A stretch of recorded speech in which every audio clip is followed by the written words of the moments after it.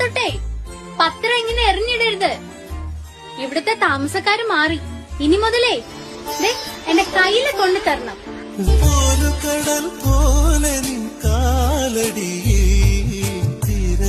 എനിക്കൊരു കാര്യം. ചേട്ടനൊന്ന് അകത്തേക്ക് വരൂ.